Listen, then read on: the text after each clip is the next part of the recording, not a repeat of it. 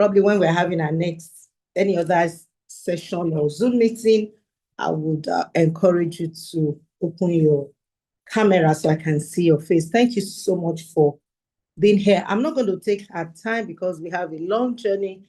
We're traveling. It's as good as we're traveling. We have a long way to go today, and I don't want us to waste time. We are talking about healing from trauma. What happened to you should not decide you, should not decide who you become, should not determine your destiny. Life, most of the time, all of the time, life is not fair. Things happen to us. We ask questions. Am I an originator of this? What have I done? Who have I offended? People have a lot of mind-probing questions when it comes to issues in their lives. And you know what? In this world, there's no way we would not have one thing or the other that will bring issues to us that will end up traumatizing us. So basically, whether we like it or not, trauma is part of life. Something will happen that would make us to feel that, why, what happened? I know when I say feel, everything that has to do with trauma has to do with your emotions. It is what happened to you. It is your reality. I've seen people that would say, why you cry? You cry too much. Excuse you. You're not the one that wears the shoes. You don't know where it hurts. So the people that react, or the person that reacts in a way, the person knows exactly what the person have gone through, what the person have, explicit. The camera is not positioned well, okay? And everybody, okay. Now, everybody knows how it is. If it's okay, please let us know. Everybody would react differently to different situations. As a matter of fact, some people can go through the same thing and they react differently. I'm sure you know some people, when a bad news comes to them, the next thing is they just fall scattered everywhere. They are falling, they are scattered, they are shattered. And some will just keep quiet. And you're wondering, excuse me, are we not in the same room? Is it not the same feelings? We react to pain differently. So when it comes to trauma, we feel differently when we are traumatized. So let me have the first slide, please, so we can fly. I want to welcome you once again. Thank you so much if you are here, let me know. Say, I'm here. I'll appreciate your comments on the chat box. So let's have the first slide. Thank you, everyone. Thank you. I want you to please follow me, share with your friends. You can encourage your friend. Healing from trauma. What happens to you should not decide who you become. Your background should not put your back on the ground. Life can happen to you, but you can heal from what had happened to you if you are intentional. Please be noting my words, because intentionality is the key to your healing. I've seen people that choose not to heal. They've made up their minds. They're going to sit on the spot and keep crying, keep singing the old song. Oh, it happens on the 24th of January, 2015, in 2015, 2nd of February, in 20, they just kept counting and thank you, everyone, counting and counting. And at the end of the day, they are there, nothing is happening. So the first slide is saying to us, healing from trauma. What happens to you should not decide what you become. And the truth is, you can heal from the past. You can break free from the past pain. Your mind can be restored. You can take your life back. You can be restored. You can experience freedom. You can see the person that hurt you, that traumatized you, and you're not feeling pain again. You've moved on. Until you let go, nothing would happen. If I want to give you something, you must drop what is in your hand. You can't hold your fist and expect me to hand something over to you. You're going to, as long as you're holding your fist, you cannot receive what I have in store for you. I want to give you the next slide, please. Intentional. Thank you for writing intentionality. Before we begin, can I say this, because there's so much that I'm going to be talking about today. I tell my clients when they come to therapy, I tell them that therapy is like being at the surgery table.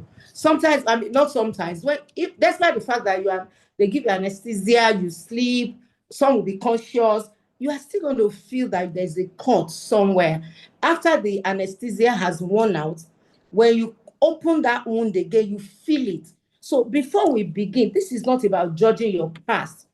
This is not about blaming anyone. You see, I discovered people that have been traumatized through different circumstances. They tend to be blaming the person that had brought that thing to them. Because I deal with, people that are struggling from sexual issues. I deal with people that they have experienced infidelity in their marriages. And in all my years of this analysis, there's something I've observed. I noticed that many people that are attracted to people that really, really traumatize them, they have their baggages. And that's the truth. Everyone, there's no woman, there's no man that had come to therapy to explain and to vent and to open up their issues about their relationship. Probably their husband is abusive, verbal abuse, emotional abuse, sexual abuse, or their spouses. Let me not be using husband, let me use spouses. Their spouses commit adultery or something happened. The question is, why am I attracted to this kind of a person? And that is why we're here. So we're not going to be blaming anyone. And this is about understanding yourself. Healing is about understanding yourself. And in all fairness, healing starts with understanding. If you don't understand healing, if you don't understand yourself, you will forever be blaming yourself. You'll be so guilty. You'll be so angry. I've seen people that are angry, that are take two. Okay, sorry. That are seriously angry. I've seen people that are really, really upset with themselves, with their spouses, with life itself. They're even angry with God. So healing is understanding of what exactly is happening to me, having to see, to know, and have insight. And one thing we do, thank you, what we do in therapy is we give insight. We create self-awareness. Discovery brings recovery. So we are going to be understanding ourselves, the pain, the pattern, and of course, you can flourish. Listen to me. Let me just be honest here. That's why we're making it to be, intentional in our Zoom session, is for you to know that you're in a safe place. You are sincerely safe. Make up your mind to be open, honest, and let's fly. Next slide, please. We are not judging your past. We are not blaming anyone. You are understanding yourself. Now, the truth about trauma is many people are alive. Many people are living, but they are not alive. When you are talking about being alive, you're talking about being fulfilled. I don't want to sound spiritual, and of course, I'm a spiritual person, but the truth is, in all fairness, in all honesty, the moment you are traumatized, you are living, you are not living. You know why? You are not operating in the fullness of your capacity. If you have a wings like a dove, you want to fly, you want to soar, you want to fulfill dreams, you want to become somebody, you want to become something in life. One young man, great man, he had a dream, he had a vision. They lied against him, told him I wanted to sleep with his boss wife, put him in the prison. Right in the prison, the trauma level was too high that he was not ready to move to the next level because he was bleeding. And when you are traumatized, you bleed. Now, a lot of people smile, but they are wounded on the inside. I've seen people, the only thing you notice in them is they smile. They really, really smile. Most of the time, when you go deep into that person's life, you observe something, professionally speaking, maybe because it's my profession and I'm discerning, you notice that this person, this smile is cosmetic, it's not natural, it's mask. People laugh, they smile, but they're carrying invincible wounds. And the truth is, when you are wounded emotionally, especially when you are traumatized, it is not seen. It's an invincible wound. Nobody will know. I've seen people that will come to church, go to their various religious organizations, bow, worship, clap, and everything. But as soon as they get into their private life, they are hurting. As a matter of fact, a lady said, "Ma, I can feel my pain, but nobody will know." So they smile while carrying invisible wounds. They walk while battling with anxiety. Thank you. They walk, but they are fighting anxiety. They are paranoid, and they are walking. Please look around your offices, look at your places of worship, look at everybody around you. They are walking, but they are battling with anxiety. They are scared that something bad will happen to them. Of course, we have them in churches. They worship, but they are bleeding silently. Now, how do you know them? We'll get to that. I don't want to rush us. They worship, but they are bleeding. They are hurting. Oh dear. They love others, but struggle to love themselves. I've seen people that will go extra mile to make people happy. You know, they become people pleasers. It's not that they want to do that, but the truth is, they hide their pain in performance. They offer themselves as a sacrificial lamb, but underneath is just trauma sitting somewhere without being exposed. So they are living, they are alive, but they are not living.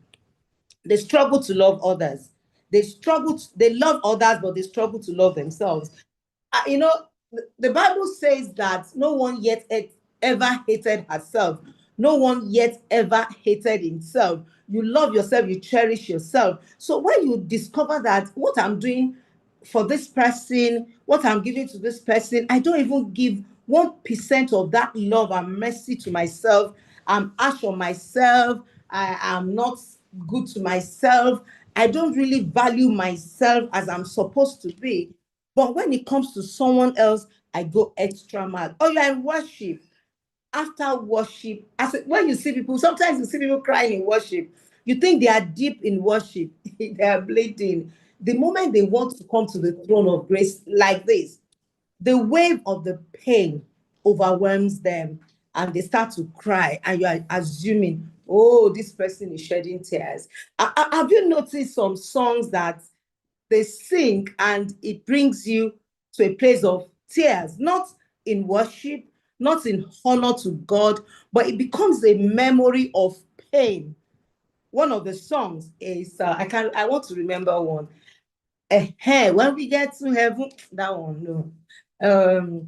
I will explain on the hill far away to the old rugged cross, the emblem of suffering and shame. By the time you're hearing that song, it just opened a pain. I said, well, finally one day we'll make it to heaven. If you're like that, you can't be hiding performance of worship, of smile, of helping people, loving people, and just putting it and masking it under performance. The next slide, please. Don't hide your pain behind performance. What is trauma? We need to break that down. Trauma is not simply what happened to you. Trauma is what happened inside you because of what happened to you. We are emotional beings and we need to get that right. We are wired spirit, soul, and body. Our soul is a seat of pain, is a seat of trauma. Your spirit is not traumatized. Please, let's get that clear. Your soul is traumatized. So it is not what happened to you. Probably let's assume that somebody slapped you now. Yes, physically you are slapped. But the effect of that slap happens inside you because of what happened to you. You need to understand that. Now, somebody can shout you down or shut you down or body shame you, verbally abusive to you, emotionally abusive to you. Whatever it is, it has happened to you, but the ripple effect of what happens inside you becomes traumatizing. Now, two people may experience the same event. That's another thing. I was telling one of my clients today, I said, you are more of an introverted person. This other person is extroverted. Now, something will happen to someone, and the person would whatever, laugh over it. And that laughter is actually true. There's no strings attached. But some would go through the same thing and think and brood and analyze until that person is paralyzed mentally, emotionally, psychologically. So sometimes, all of the time, when two people experience the same thing, some can bounce back, some can quickly take their lives back, some can quickly be resuscitated, but some would stay there for a very long time. So two people can experience the same thing, same events, but the effect is not the same. We react to issues differently. Two people may have said that one person recovers quickly, another person struggles for years. I was telling someone, I said, there are people when you offend them, they'll tell you the hour, the minute, the second, the moment, the episode, what happened. They can even come as low as, you remember when you were insulting me? Somebody opened the door and he quickly locked the door. Are you that did the offense? We want to shut the door, open the door. How relevant is that to that person? The person gives attention to all the details of what has happened. Two people will experience the same thing, the same event, but it's not the same reaction. Some will quickly get over it. Oh, fine, let it go, whatever, so what? By the reason of the way they are wired. But it will sit there. They are watching a movie, they are remembering the episode. If you are following me on Instagram, I was talking about people that hoard things. It's not that you are selfish, it's not that you want to hoard something, but the truth is, that thing that happened to you opens up the memory of the past. And let me say this, if you refuse to heal from your trauma, you can sit there for the rest of your days on earth. And listen, you will bleed on everybody around you. Have you seen parents? I know somebody is hearing me now. You look at your son, you are separated, you're a single parent, and the moment you see your son, the anger, the hatred that comes in, and the reaction you give to that thing that your son did to you, your son will be puzzled and say, Mom, Dad, is that all? What did I do? That is not all. That person is reacting to the memory of the spouse that has offended him or her. So the truth is, when we are not healing, or when we don't heal from our traumatic experiences, one thing is 100% sure. And if it stays with you for a very long time, just know that everybody around you will feel the heat. You will bleed on that person. So the events matter, but how we process this matters too. When we are going through stuff, I know people have gone through a lot. You are here because one thing had happened to you at a particular time in your life. I was going to say something here. Let me quickly say before I go to the next slide. There are people that they experience sexual molestation growing up. Some will shut down. Nobody will relate to them sexually again. They are married, their husbands cannot enjoy sex with them because that episode of molestation has mentally, emotionally, psychologically damaged them. And because they are damaged, they shut down from sex. Sex to them is wickedness. Sex to them is punishment. Sex to them is reaction, is hatred, is wickedness. Some, same experience of rape, same experience of sexual assault, same experience of molestation, some will become a sexual pervert. The person will become an addict, will have sex with everything in trousers, everything in skirts, and that is how it is. The truth is, if you don't address that part of your life that has been traumatized, it's a matter of time, you will continue to bleed. Can I have the next slide, please? Now, be intentional with your healing. Intentionality, there's something in the previous slide. It said healing starts with understanding. Healing begins when we understand what trauma really is. And that's why I had to break that down. Let's go to the next slide. Thank you. Intentionality. Thank you, sir. Next slide. Now, trauma is not an event. Trauma is not always a big event. Sometimes we think, oh, is it as serious? It's not that serious. You know, it's a slang that I hear always. It's not that serious. Don't say that to someone that is traumatized or someone that has experienced any pain from any quarters. Don't say, is it only adultery? What is wrong with you? You know what? Calm down. No, you can't say that. Trauma is not always big events. Small things comes. Sometimes trauma comes from never feeling safe. Now, I have to go back to the family system.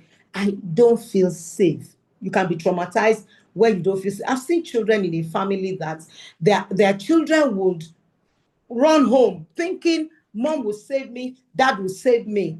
I've seen, oh my goodness, I'm just handling a case now. A lady that was sexually molested, and the mom, she's so traumatized, she's so pained, she's angry. I'm telling you, she's so angry. She has been cutting herself with knife, with blade, and she started wearing short sleeve. And the mother did not know. When I opened her hand in therapy, I was scared. Why? Because somebody sexually assaulted her, and she came to tell her mom, and her mom said, it's you. You are very careless. You are not dressing well. Listen, it's not the fault of the child, it's the fault of the rapist. It's the fault of the pedophile. Your children should be safe. When a child is never safe in a home, some of you are adults, you are hearing me now. You were not safe when you were growing up. Somebody comes to accuse you that you stole. Instead of your mom to say, did you steal? Say, mommy, I didn't steal. And for your mother or your father to believe you, they believe the person that lied against you. I've seen a lot in this world that makes me to know that people carry wounds like 10 tons of cement and they are just stuck. If you are hearing me, thank you. If you are hearing me today and you are stuck, help is always available. Never feeling safe. If you are in your growing up as a child, you don't feel safe, you don't feel loved, you don't feel affirmed, you don't feel validated, you are in trauma, you are in pain, because you will bleed on your spouse. You will react to someone somewhere that will show you love, but because you don't feel safe when growing up, you won't receive that love. Never been heard. I've seen people that nobody hears you. You don't have a voice. Shut up, keep quiet, you are not talking. People grew up in a family system that they are not heard. Their voice must not be heard. They don't even see them as children. They even, I help adults, young adults, to heal in their sexual, struggles, probably masturbation, pornography, and all of that. And all of them will say, I told my parents, but they did not allow me to talk. When I'm in therapy at times, professionally, I'm not supposed to be emotional, but I hold my tears most of the time because I understand what it is when you are not listened to, when you are not heard, or you are emotionally neglected. Listen to me. I gave him money. I sent him to school and pay fees. Excuse me, money cannot fix emotional needs. Your children need you mentally, emotionally, psychologically, financially. A lot of parents just sit on, I'm sending to school. You eat 4 times a day. You go for summer. You go on a cruise. What is wrong with you? That child, send that child to Harvard. If that child is emotionally neglected, that child is sick to the bone and to the marrow. You need to understand that. Trauma is not always a big event. Those little things, not feeling safe, not being heard, neglect, rejection. Rejection. If I have to tell you my story, you will not live here today. But I've done my story on animation. So please just go and be searching for the story of the healer. I'm sure some of you will cry. I remember my editor was telling me today, Mommy, sorry. I said, he said, Mommy, sorry. I was just laughing. I said, you started episode 1. You are saying, Mommy, sorry. Okay, let's see how it goes. Rejection. I was rejected from the womb. Basically, my paternity was questioned. But I went in the place of healing from that trauma, I know that rejection can only affect your feelings, not your future. Rejection is not a wall, it's a door that will lead to another door. Betrayal, oh my God, these are the small things, small events that put us on a wheelchair of trauma. Betrayal, you trusted someone, you trusted your parents, they betrayed you. You trusted your husband, that person betrayed you. You trusted your friend. Any form of betrayal brings trauma. Bullying, you know that in Africa. As a matter of fact, as far as we are concerned, bullying our kids is a sign of training. I don't know how it's not connecting in my head. Being abandonment. That is an inlet to trauma. Small things. Growing up with constant criticism. Look at your sister. Look at your brother. Please, those who compare themselves with themselves, they are not wise. You cannot be comparing your kids to one another. They are different. When somebody said parenting is the womb of a woman is a passage. Right from your womb, you have the thinker, the talker, the detailed, the thorough, and the perfect. Same womb. And that's the truth. That same womb, the personality of your kids are not the same. So stop mopping up growing up and raising kids when they are growing up. Stop mopping up raising kids when they are growing up and be telling, can't you see, constantly criticizing. Look at you, you are eating too much. Look at you, you are too tiny. Look at you, you are too fat. But the child is dying inside. That is trauma.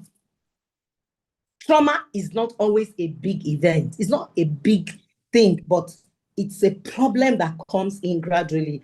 Living with addiction in the home. Please follow me. I just released a book on helping children that their parents had one time or the other commit adultery. Those children are in pain. They question their grace. They question their talent. They question their powers, their giftings. Why? Because the passage, the inlet to those children's life had been truncated, all in the name of infidelity. So if you live with parents that are addicted to sex, addicted to drugs, addicted to gambling, there is trauma sitting in your home. Please, can you just sit down now, begin to check your house, check your home, check your background, check your parents for you to heal from this trauma. Growing up around conflict, oh dear. I notice people when some parents, I'm sure some of us, we're adults here, so don't let me talk about parents.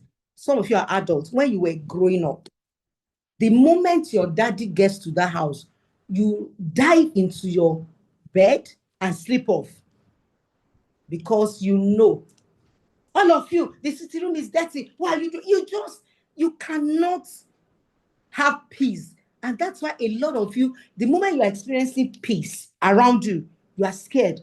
Maybe something is going to happen. There's too much peace here. That is the inlet to the fact that you were raised in a traumatic environment growing up, and that alone has set you off for trauma, truly.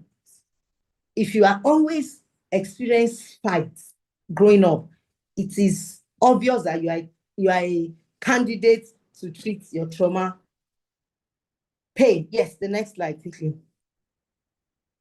Now, what trauma does, hear me. Trauma affects your brain. Trauma rebrands you. Trauma change your personality. I've seen people that they are naturally good, they are nice. The moment trauma sets in, they become, thank you, they become extremely angry, reactive. They drink, they smoke. Trauma affects the brain. It affects the way you think. Now, when your brain is in pain, what would you do? You go and medicate. That's why your children find out. The moment you know there's a little bit of dysfunctionality in your home, watch your children. They are medicating. They can start watching pornography. They can start masturbating. They can start overeating. They might get into drug. The truth is, home front makes you or mar you. That is why trauma affects the brain. Trauma also affects our emotions. My goodness, I've seen children that are emotionally weak. That's why when you are raised from a dysfunctional home, it takes intentionality to be emotionally intelligent, because everything puts you at edge. Everything makes you to overthink. Everything makes you to analyze. Everything paralyzes you. You are so apprehensive. You are looking for war where there is no war. There is no war, but everything around you speaks, oh, something is about to happen. Maybe. You are not calm. And of course, trauma affects your body. I've seen people that will just be breaking out. There's a lady that did personality assessment screening test. In mending lives, we don't treat without screening, and that's the truth. And I just told her, I said, I can see you breaking out. She said, yes. It's anytime I'm tensed up, I have pimples all over my face. You whip through your skin. It affects your body. I've seen people that there's a lady, her husband committed adultery. She just had a baby, and unfortunately, she just went into her husband's friend's page. You know, when you just have a baby, your baby is sleeping, she just got into social media, to Facebook, and checking their mutual friends. And she saw that husband did a white wedding with another woman. Guess what? She stopped lactating. That was the end of the breast milk. I'm telling you, true story. Real people. The only thing is, we have a note of confidentiality, so we don't discuss people. I can always make references. She said that was the day she stopped. That her breast milk just dried up. So the baby had to live on formula till the baby grows up. Why? Because that episode, that betrayal messed up our body. Of course, trauma affects our relationship. Have you seen people that are relating with people, they don't trust them? You be hearing their spouses, trust me, you need to trust me. They don't trust Jack because they've been traumatized. It affects your relationship. It affects everything. Your relationship with God. I'm coming to faith. Look at faith. Trauma affects your faith. Can you imagine Jephthah, great man of valor? They told him to leave the house because he was the son of a prostitute. Fair enough. He went out, he became strong. Now, that's why I said you can be hiding under trauma and be so active, and people will think, oh, that pastor is strong. That woman is strong. Oh, she's an achiever. She's making lie. You're hiding. The guy came back. They told him to come back. That is enough to say, Lord, I'm grateful for bringing me back. The stone that the builders rejected can only become the head cornerstone. No. The trauma still made him to make unnecessary vow. So his faith in God was affected. So if you are traumatized, to believe God, to trust God for your life, you can't trust God living in fear. You can't trust God when your emotional life is messed up. You can't trust God when your relationship are messed up. So trauma affects your faith in God. You need to understand that, or else you will just be, you are dancing to a music, you don't know explain the rhythm. I've seen people that lost their job. Trauma affects your work, in all fairness. They've lost their job because they slept with somebody. I have a client now, he was just deported from the UK. He was masturbating to children as a citizen. He went to prison, he came back. Because an unhealed trauma is a time bomb. Can somebody help me to write it? An unhealed trauma is a time bomb. If you don't treat your traumatic experience, it's going to explode. Of course, trauma affects your communication gifts or talents or powers or communication ability to communicate well. Why? Because you have been traumatized. Now, because trauma has done something to you, when you are speaking from the place of your pain. I've seen people that have been traumatized by their spouses because of what happened, parents because of what happened, and truthfully, when they are talking, you know, this person, why are you talking with so much anger? Why are you just angry? Why are you just reactive? That is the work of trauma. Trauma affects your brain, your emotions, your body, your relationships, your faith, your work, and your communication. The next slide, please. Unhealed trauma is a time bomb. Please note that and let it resonate. Why do I still feel this way? That's the question a lot of people ask themselves when they are traumatized. Why do I overthink? I think everything. Why? That's a big question that people who are traumatized, they ask such questions. Why am I overthinking? Why do I overthink? Why can't I trust? Trust. You can't trust. The inlet to trust in your life has messed up. Parenting, if your father or your mother commits adultery, or they did something that embarrassed you, or you didn't knew that you have a stepbrother, a stepsister somewhere before, until the man or the woman dies, so that had other children. You can't, you will overthink. You won't trust. You cannot trust. When you are raised in a toxic home where trauma is the first name, second name, the appendix, everything in the family, you don't trust. You don't talk. You don't feel. Why do I overthink? Why can't I trust? Why do I feel panicky all the time? Why do I panic? Have you seen people when they are somewhere, they are scared, they think something will happen, they are afraid of everything, they can't sleep, you are not relaxed? It's a sign that you are traumatized. Why do I keep pushing people away? I don't like, I want to be connected, I want to relate, I want to love, but please stay there because I can't trust you. I can't trust you. No, no, no. So they keep people away. It's not that they are not nice, but the moment you are coming close, because they have been traumatized, the closeness raises an alarm on the inside of them. So they're scared if you're going to join the people that want them and traumatize them. Why am I always trying to please everyone? Yes, that is another thing. People pleasing. I was telling a lady today, I said, the reason why you were able to condone your husband back to back infidelity is because you yourself, you have your own baggages. You don't want anybody to say, they're leaving your home. So you are always wanting to please everybody. So why am I always trying to please everyone? Is a sign that you are really, really going through you've gone through one traumatic experience or the other, or you are still traumatized. They are not simply, they are not just, all these acts, they are not just simply personality traits. Sometimes they are trauma responses. You are responding to the voice of your trauma when you start overthink, you start to live a life that you can't trust people, you panic, you are apprehensive, you are paranoid, you always keep people away, you are afraid for more, you are afraid of more hurt. But there is hope, and you can be whole again. Next slide, please. You can really, really be whole again. So if you're asking yourself, why am I feeling this way? It's a sign that there's trauma. Next slide. Healing is possible. Change is real. You can move from pain to purpose, and that is why we're here today. When we're having our next, any The others? truth is, if please unmute yourselves wherever you are. Thank you. Awareness. One of the things we do in therapy is to let you see. I've seen people that when they came into therapy, at the beginning, they were like, as a matter of, I've asked many of them, they would tell me, Ma, I thought I said too much.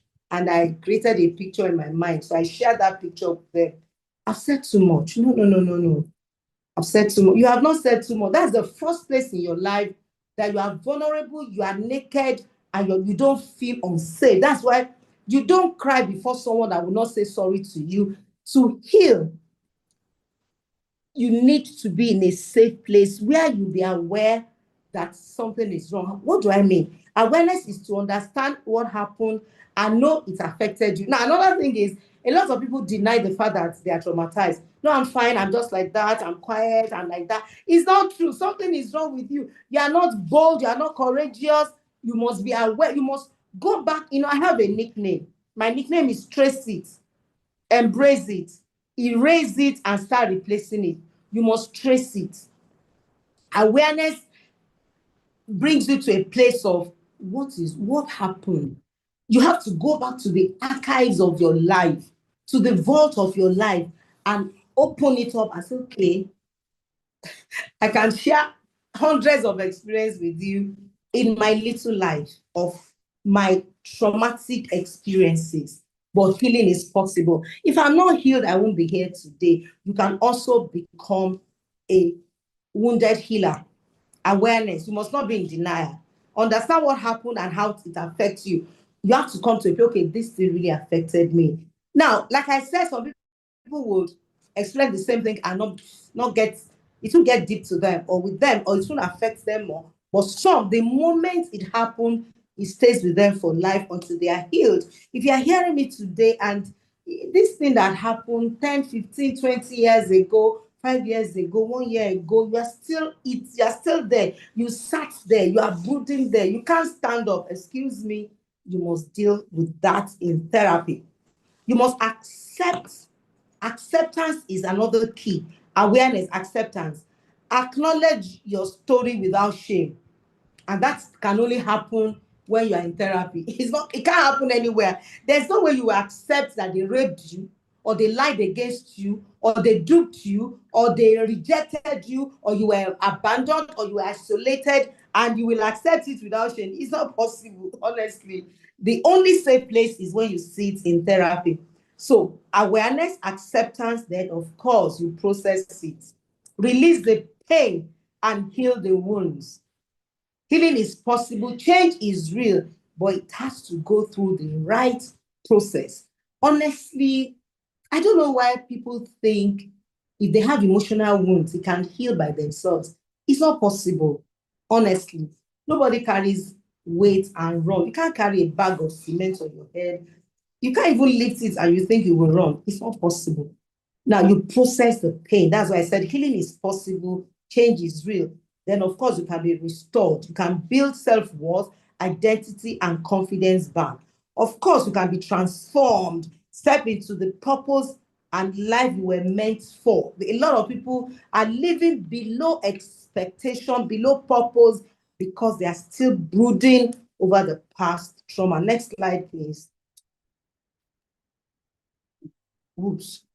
You are not alone. Millions are healing. You can too. There's a place for healing. Thousands of people are healing. Now, the challenge I have in Africa is a lot of us believe that when you are traumatized, it's shameful to be traumatized. In all fairness, let's be honest. Is it your fault that your parents divorced when you were young? Is it your fault that your parents are not emotionally matured? Is it your fault that you were raped growing up? Is it your fault that they transferred aggression to you? Is it your fault that somebody said something because they are also bleeding, they are hurting? Is it your fault that somebody refused to trust you? No, it is not your fault. You need to sit down and heal. The moment the traumatic experience, that experience kept haunting you, it has become your haunting shadow. You need to do something with that self-confidential through healing. You are not alone. You can be healed, you can be saved. There's confidential, like told us, there's always in therapy you are safe. You are not permitted to divulge any information when you are in therapy. That's why we have an oath of confidentiality. Expert, of course, you need a professional intervention. Please don't think you can do it alone. It's not possible. And that's why in many lives, we don't treat without screening. Why do we screen? We screen because going to the hospital with a lump in your breast, for instance, the doctor will also get to the theater and let's cut it off or open you up and remove lump. The first thing is go and do x-ray or a scan. They want to know where the spot of that lump is. They want to understand the place. As a matter of fact, when they are looking at the report from the scan, they are breaking it down, they are analyzing it, they are telling themselves if they have to meet with other doctors and consultants, they sit together in a place and start analyzing the result that came from the scan.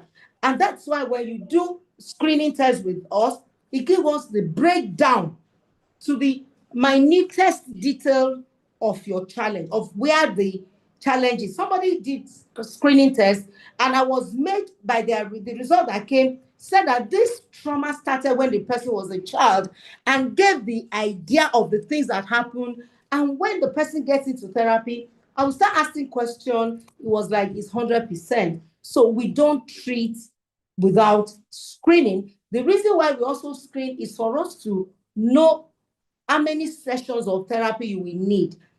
I've been cracking my brain lately when we started screening and doing therapy for people. Yesterday, I asked one of my clients, I said, you are dealing with trauma. I said, just ask, let me ask you, this is your 12th session of therapy. What do you think we'll be talking about from the first to the 12th session if you have not done your screening test? The screening test actually gave us how many sessions of therapy you are going to need. So it's broken down. So I'm not guessing, I'm not trying to assume. One of the sessions, one of them said she wanted to do therapy and she was not really feeling fine, but she wanted to do it because in her personality assessment screening report, it says she's a people-pleasing person. I told you trauma makes you to be a people pleaser. So, and unfortunately for me, that day I was ready for her. The Zoom session is set, and I just asked her. I said, she said, I didn't go straight to the session. Normally, when you start your therapy session, I just go straight to your session. But I didn't go straight. I just looked at her. I said, are you sure you are good? Something, something. She said, ma, I'm not really feeling like, but let's do it. I said, no, I'm not doing. We can postpone. I now checked. Because I remember that, I don't do therapy without, first of all, preparing for each session, because I have to prepare for your session. The next session, maybe it's the 10th session or the 22nd session or the 23rd session, I have to prepare. I've prepared for a session. And I remember in one of the session, maybe session 2 or 3 in her therapeutic session for that day, when you want to please people when you are not convenient, she just started laughing. I said, bye-bye, go, I love you, bye-bye, bye-bye. If I was guessing or gambling, I won't be able to know what next. I might even insist that she should do therapy that day. The next slide. So expert guidance is very important. Let's take the next slide quickly. There is hope, there is healing. There is hope, there is healing. The truth is, there's no one that has been through a lot, and you are hearing me today, that God does not know about it. He has not forgotten you or forsaken you. Job said, he knows the way that I take. When it's true with me, I will come out as gold.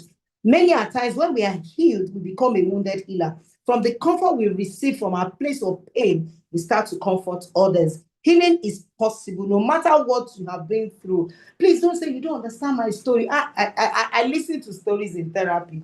Sometimes I get emotional when I listen to stories. I told a lady, I said, listen to me. You started drinking from age 10 till you are almost 30. This was almost 20 years of your life. Come on. Anytime she had a relapse, which is part of recovery, I always tell her, don't worry. This relapse is not that we are starting all over again. What do you expect? This inlet is strong. Your father is your validator. The father is a narcissist that never appreciates, never validates, never trusts, never honor any of his kids. No validation. I said, please calm down. Don't worry, you'll be fine. Healing is possible. You can heal from your trauma.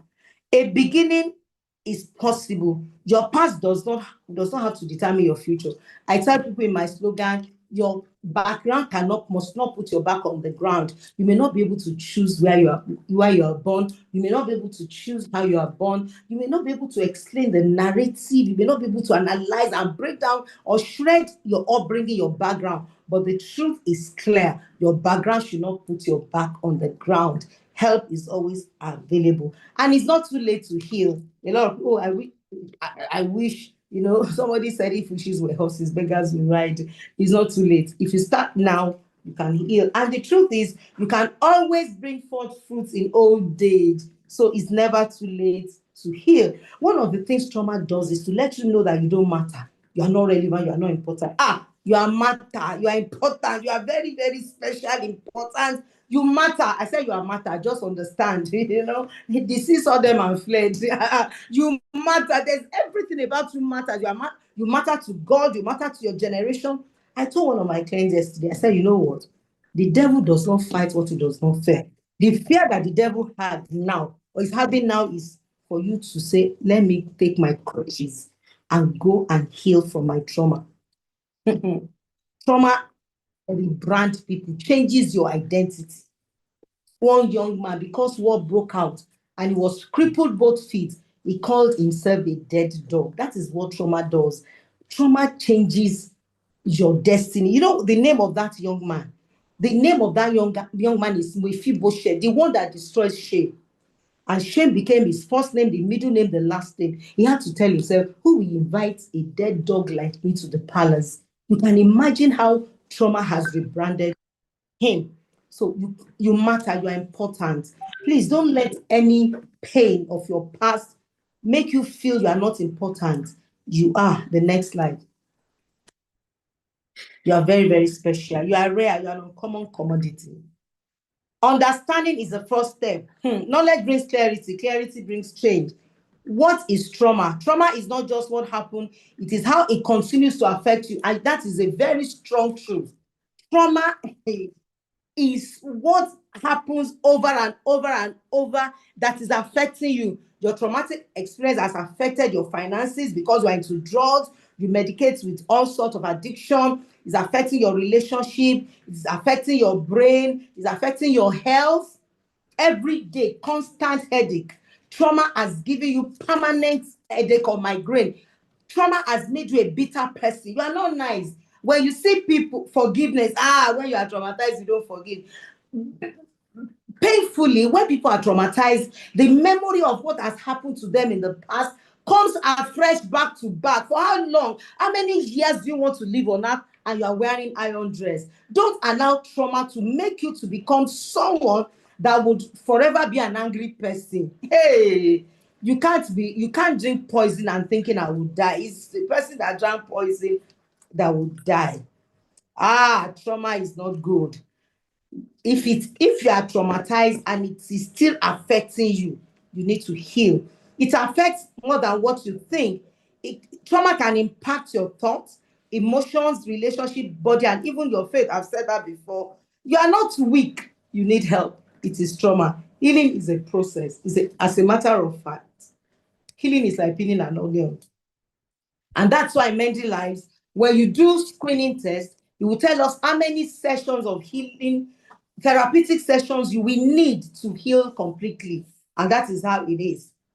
You can heal from traumatized marriage when everyone keeps telling you to forgive. And a question came, how can one heal from a traumatized marriage when everybody keeps telling you to forgive, not to get divorced, and the disrespect from your partner continues? Come on, send me a DM. Forgiveness does not mean you should continue in a toxic relationship. If your spouse is ready to heal, takes responsibility, agree, especially infidelity. Infidelity, he has to go and do all the all the medical checkups to be sure you are not infected or you're not going to be infected. I can imagine you having a spouse that has committed adultery and he wants to have sex with you, an unprotected sex. How? You know how many people have helped in this my little life dealing with HIV that they never did. Some of them married as virgins. And they're asking themselves, and you know, when you are married to a man that is sexually reckless, they don't even protect themselves. So the truth is, truthfully, if your spouse, I need to balance this, if the disrespect is still there, in the sense that the person is still living a careless life, is still doing all the things that you apprehended him of and all of that, then insist that the person should go to therapy. Where the secret is very clear. We don't treat without screening. And our screening test will show us the real truth. So you cannot even lie with what we do. That's the beauty of our own type of screening privileged package. Now, it's as simple as I'm pregnant. I'm not pregnant. Do pregnancy tests. When you do your pregnancy test, maybe you went to the chemist and you bought the strips, and the strip is positive, green. I said, I don't believe. Take your blood sample. Go to the laboratory, positive or negative. You can't contend that. That is how it is when you are healed. from, I mean, when you come for our screening test, it opens you up like it's like zero. Somebody, one of my clients said, "Ma, this screening test is like somebody put chip in my body." We didn't put chip in your body, it's the result. As the clinicians take care of your emotional health, is the same with your physical doctor taking your blood sample. What the clinician does is to take your emotional samples and screen it and give us the result. So if your husband is willing to do therapy, to go into help, to seek intervention, why not? If not, if the person is not accepting that that person needs help, I don't want to quickly say divorce. In all fairness, it's not the next thing. The next thing is, if the person is not ready to heal or to take responsibility. I've seen people that are caught in the very act. Their spouses have evidences of their fidelity, and they are still saying, "You are the one that did this." They never said sorry. They refused to take responsibility. They never said, "I agree." They never consented to help or for help. Those ones, they need help. Probably is a personality problem. That is why it's only in Africa we don't respect professionalism. Your physical health is sick, you go to see a doctor. Why would you be sick emotionally and you not see a doctor? Yes, let's have the next slide. We are almost done. The next slide, please. The path to healing starts from this room, and that's the truth. I've said that already. You are not defined by your trauma, you are defined by your healing. Please understand that you can heal. The first step is to quickly understand that you can be healed. You have to get, don't say, "I'm going to live like that." Don't say that's the way it is. It has to be like that. No, no, no, no, no. The path to healing starts from this awareness. The next step, the next slide, please. Thank you. You deserve more than just survival. I have people that are trauma survivor, but you deserve more. You deserve the best. You deserve wholeness. You deserve completeness. You deserve abundance. God is not just restoring you, He's preparing you for more. There is more to you than what you're experiencing now. And that's the truth. The truth is, when people go through this experience, they think that's the end of the road. That's the end of life. One woman, she wanted to die. Even her vision, the reason why she was, put in that wilderness, the reason for her trauma, she wanted to just let it go. But God showed up, brought a well inside that wilderness. So it shows that God is not just restoring you, He's giving you the best, He's making you to become the best version of yourself. Yes, let me have the next slide. We're almost done. Deserve more than just survival. Healing is possible, restoration is real. I've seen people that are healed. The person that is doing this program is a wounded healer. From the womb, life showed me. Don't worry, you start seeing the healer story on. We are warming up. It's going to be a blast. You see my story. I'll encourage everybody, start looking for healer story, the healer story on all social media. We are going to be bringing out, it's going to be real. I mean, it's not going to, it's real. You can't, no exaggeration, nothing. That's my story. Healing is possible, restoration is real. Now, let me quickly say this. I say this a lot in therapy. How do you know you're healed? When they continue to touch the point of your pain and you are feeling that pain, you are not healed. The moment you watch a movie, a memory flashed, somebody said something, somebody did something, somebody reacted somehow, and you went back to say it's not your fault. If not for what happened, if not for the fact that my parents are divorced, and you start talking, you're not healed. Next slide, please. Let's go to the next slide. Any question, please be ready to, I'm taking a few questions. How can I get it, please? Okay, somebody will answer you. You don't have to work this alone. You don't have to work this alone. Please don't. You can't heal alone. It's not possible. No, but even physical wound, you go to the hospital. If you have a fracture in your hand, you go to the hospital, you see what do they call them now? The bone doctor. I've forgotten their names now. They will do X-ray. They will cast it. They will put cast. Then you heal. That is how it is. You don't have to heal alone. You can't even heal alone. That's the truth. Compassionately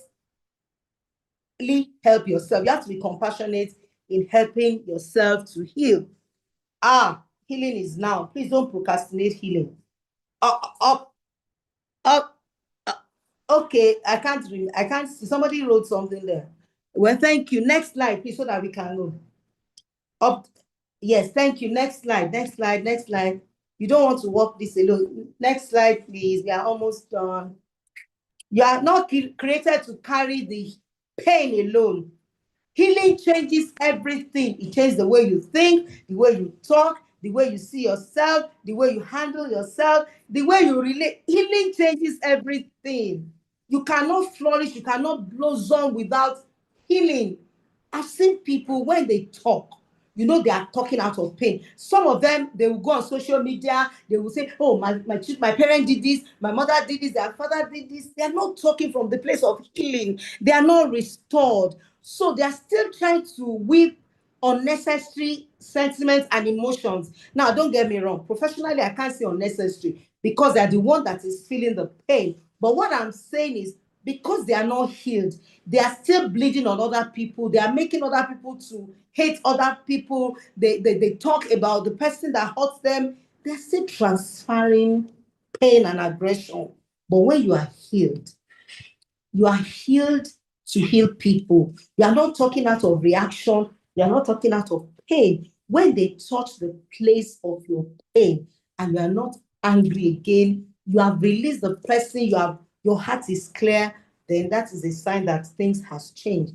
Can I have the next slide? Thank you for watching. You are not alone. You are not beyond help. Nobody is beyond help, in all fairness. The moment you get into therapy and you choose to heal, you are not beyond help. But listen, let me say this to us. If you refuse to heal, that wound will continue to decay and it can turn to cancer. Ulcer can turn to cancer. When you are wounded, when you are traumatized and you are not healed, it can turn to mental health. I said emotions, I said your health. You can start living on antidepressants. You can start living on drugs to sleep. You can lose your mind. A lot of people are in a mental home today because of an unhealed trauma. The moment you start talking to yourself, you are hearing the voice of the person that offends you, you are throwing up, you wake up in the morning, you squeeze your face, you are wishing that every prayer is judge that person. Excuse me, it's not you, it's the person. Can you heal through 100%? You can heal through therapy 1000%. I've seen people who are healed. The reason why you can heal through therapy is very simple. We don't treat without screening. When you are screened, we understand the roots. If it is infidelity, if it is childhood wound, if it is rape, if it is whatever it is, the result will show us. Then you will not tell us how do we go through the healing process. That is why if you ask me now, I want to do therapy, how many sessions of therapy would I do? I cannot say. Should I do? I cannot say. Why? Because until your result is out, no doctor will go and give you medication.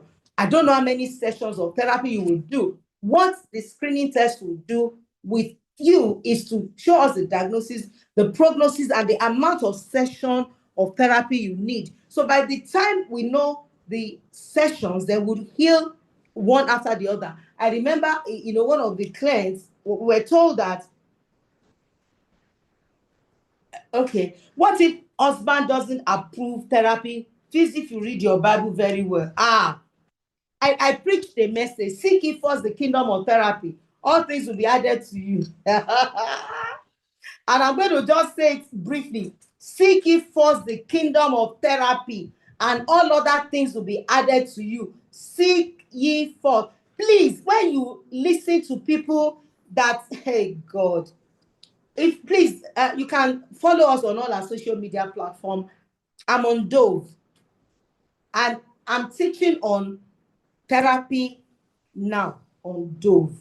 Have you seen people who have read Bible back to back and they are traumatized?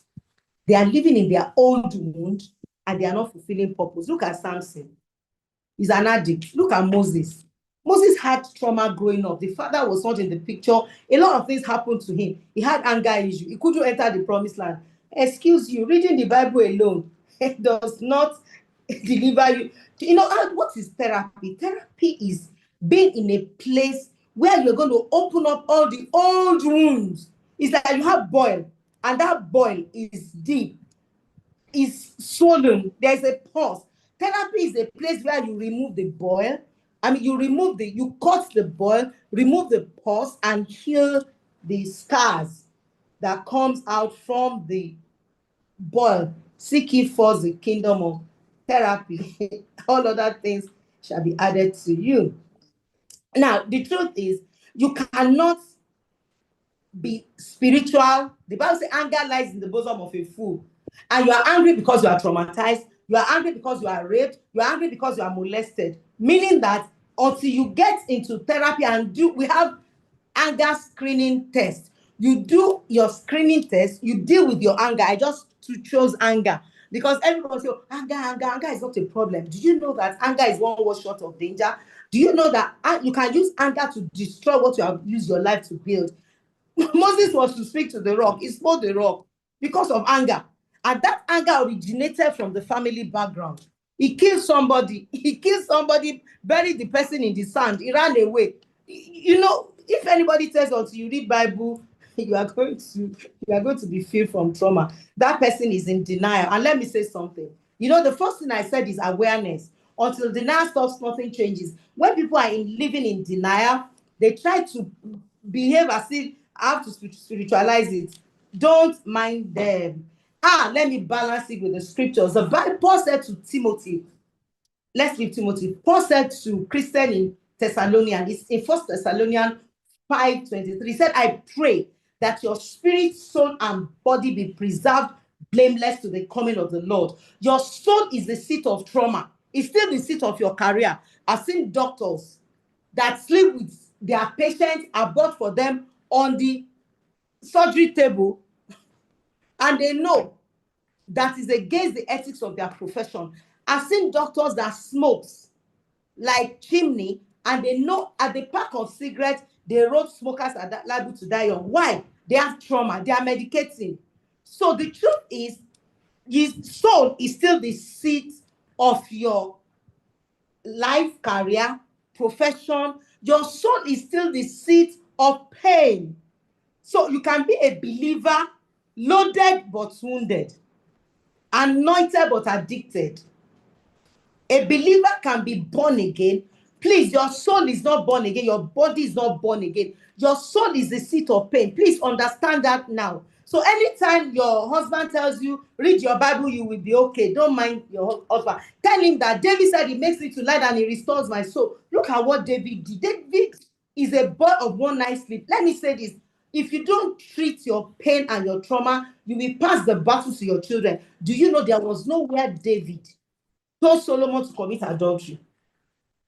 When Solomon took the baton of infidelity, he had 300 wives, 700 concubines, 1,000 mother-in-laws, one person. What are you doing with 3,000? It's not funny. Because it's not healed. The only thing that can heal you is therapy. Listen, it's only in Africa that we don't understand this truth. Can you only heal? Yes, only. Can I ask you a question? Can you only heal by medication when you have a ulcer, or you have malaria, or you have a fractured bone, or something happens to you? Can I ask you, can you only be healed through medication or antibiotics? Yes. That's how God, the Bible says God has given us all that pertains to life. And God, life. God gave us brain so that God can rest. There's no other way. Now, some people will think, okay, therapy, what is therapy? What is therapy? Therapy is a profession. For the fact that you're a pastor does not make you a therapist. You can be a pastor, you are not a a counselor. This is a profession that people learn how to treat people's wound. That is their job. That is the job of a therapist. A therapist is trained on how to help you to heal from your emotional wounds. And listen to me, if you are here, you are not faith-based, I have materials for faith-based and not faith-based. You don't have to be a Christian to be healed from pain. You don't have to be a Christian to be free from trauma. That's the truth. When it comes to healing of trauma, it has nothing to do with religion, because it is your soul that is sick.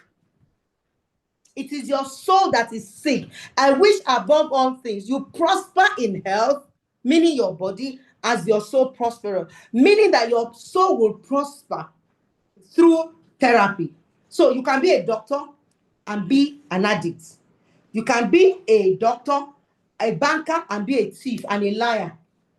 You can live a life in your soul that contradicts the value system of your profession. If I tell you things, I've seen pastors that sleep with their members back to back. In my therapy, I hear things. And of course, you are safe. Next slide. I need to close. Yes.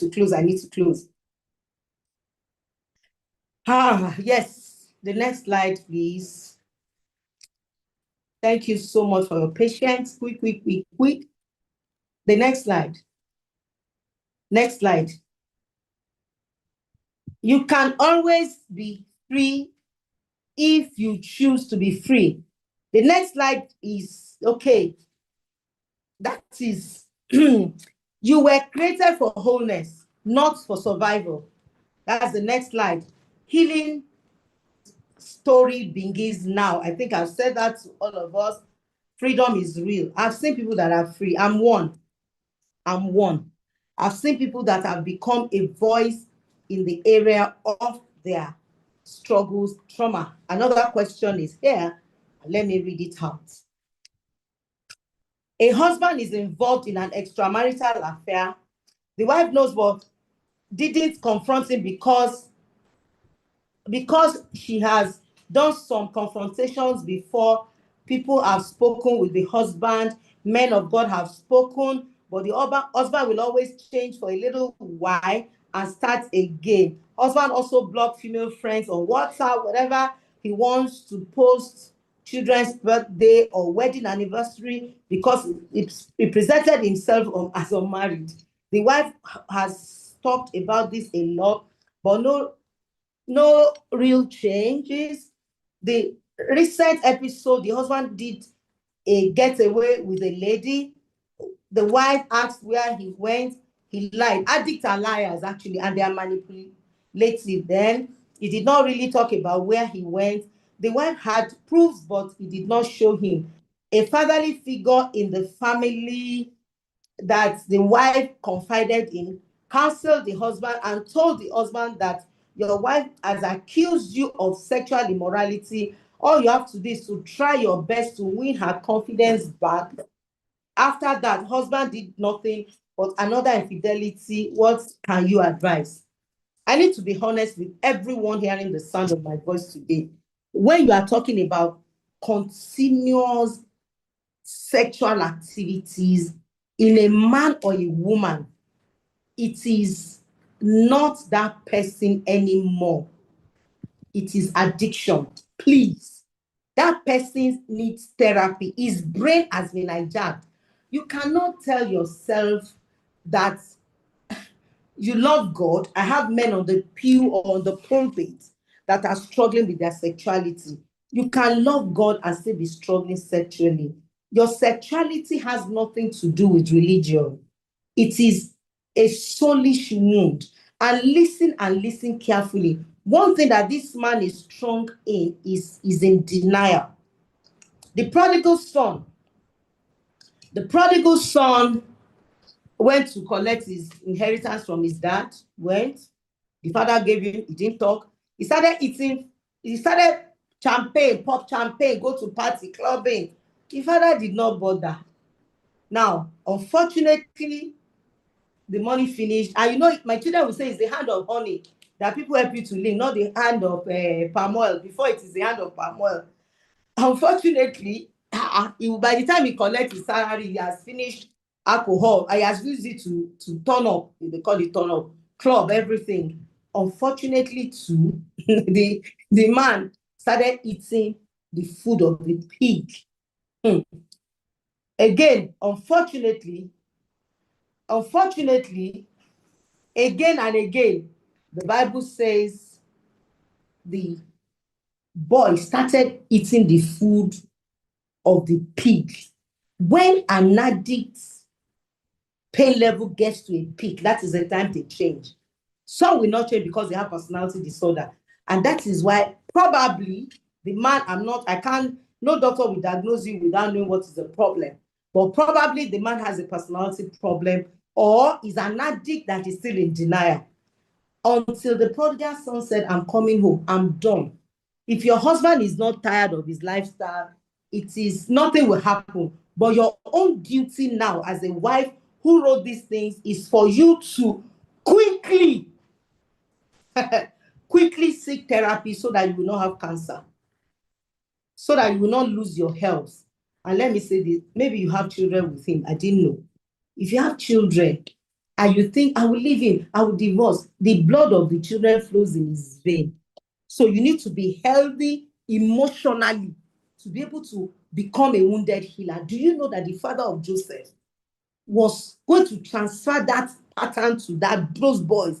But because Joseph in the Bible was in therapy for 2 years, I can say that with a full chest. Why? How do I know? By the time he got to Egypt, he was no more angry. When you are healed, you become a help. You have compassion, you have empathy for the addict, for the person that has hurt you. And guess what? By the time he got there, he told his father, me, I have spent years in healing from my wound. You will not transfer wound to my children again. That was the turning point. You will not transfer wound to my children again. That was it. When you are healed, madam that gave this, send this message, just get into therapy. Don't even hesitate. Send us a message right away and get into therapy. You know why? If you don't heal and you don't get to therapy, you are setting yourself up for serious problem because of your children. If you are not bothered about, now I lost my peace of mind. Yes, you will, definitely. The truth is, the moment you refuse to deal with this thing, at the end of the day, you will not have peace to raise your children in peace and in sanity. One of the books that I just wrote out, I said that the children that are raised from a home that the man commits adultery, those children are still carrying their baggages. You don't want to suffer both ways. You don't want to suffer in the marriage and suffer in raising your kids. So choose healing. Come, get into therapy, be strong, be healed, and now move on and become strong. Even if there is no closure from his side, even if he's not ready to take responsibility, you can't force a horse. You can force a horse to the stream. You can't force it to drink. So you don't have the power, the capacity, the ability to heal, to make anybody to repent or to change, but you have a right to heal yourself. And that is why it is important to tell yourself, I will be whole again. Yes, I think I've answered that question. Another question came, and this is going to be the last question. Is the truth that heals? Yes. I'm going to take this last question before I leave today. Let me see. Can you mention easy signs to know that you are traumatized? I've said it. Your reactions, you react, you nod, you bleed, you cry, you can't sleep, you are worried, you are concerned, your body is tensed up. Maybe you came in late. I've said it at the beginning of the episode, that the sign that you are traumatized. Why did you say one cannot heal except one goes to therapy? Do you think time doesn't heal? I beg. Don't. Time will make you to forget, but when it is trauma, time does not heal. It is intentional recovery sessions that heal. Like I said, we react to pain differently. If something happened to you and your personality can shrug it, why not? But some personality cannot shrug or overlook or take it off their mind. It sticks to their mind. The moment is stuck to your mind, that episode is sitting. If you wake up and you can't sleep, you wake up is what you think about. Your children will say, "Mommy, are you thinking again?" You nag your children, you react to them. It's a sign that something is actually wrong. I want to say a very, very big thank you to everyone that has been privileged to be at the sound of my voice today. I am so, so grateful. I need to quickly say this to everyone. Please, thank you, sir. If you are not intentional about your healing, it will be a baton you will continue to pass to your children. Your children will bleed on their children. Their children will build on their children's children. Look at this slide. Pain, past pain, self-doubt. This is a baggage of trauma. This is the baggage of trauma. This is the way people that are traumatized, this is how they carry themselves back to back. They go through self-doubt. They are tired, they are lazy, they are depressed. Maybe you are depressed. Those are the signs. You are depressed, you don't want to do anything. It's not that you are lazy, but you are carrying weight, and nobody flies with weight. Nobody. Thank you so much for allowing me to be part of your life today. I'm grateful. Please seek intervention. Be intentional with your healing. I appreciate you so dearly. I'll see you some other time. Thank you, thank you, thank you. God bless. Have an amazing, amazing. I hope there are no other questions. I was almost leaving, but let's see if there's another question. I think we are done with all the questions. Thank you, ma. Thank you, sirs. Thank you so much for giving me space in your life. I know access is a privilege and it's not taken for granted. If you see the need for therapy, please reach out and sit in therapy and heal in and out and become a voice of healing. Two people had the same experience. One was raped. Let me say this before I leave. I'm excited with that one. One was raped. She stayed permanently at the back of the palace. She did not come out again. Another one, the first husband died. The second husband died. The father-in-law said, "Go and stay in your father's house and remain a widow. So my last born is old." And he knew that he was not going to give out his last born. You have 3 boys who have died. What? But that woman said to herself, "You don't understand. I will go through my pain. I may be bent, I may be bowed, I'm not breakable." That is the place. That girl sat to heal. If you are not healed, you won't go and allow our father-in-law to sleep with her. She saw beyond her pain. She saw purpose in pain. Her mess became her ministry. Her mess became her mandate. She found purpose in her pain. And it can only happen. Of course, if you are faith-based, the word of God helps.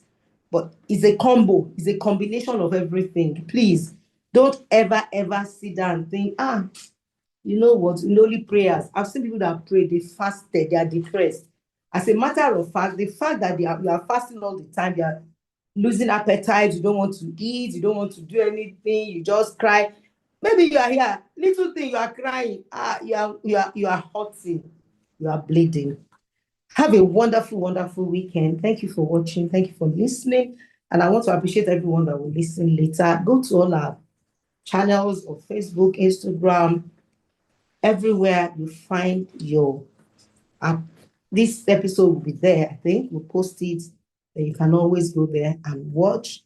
Please share. You can also share with your friends that are asking you about whether they are traumatized or not. You have to become a wounded healer. I celebrate everyone. Thank you so much for having me. I'll see you next time. There's something I'm bringing the next time. When it's out, I will let you know. Thanks for being here. Love you and see you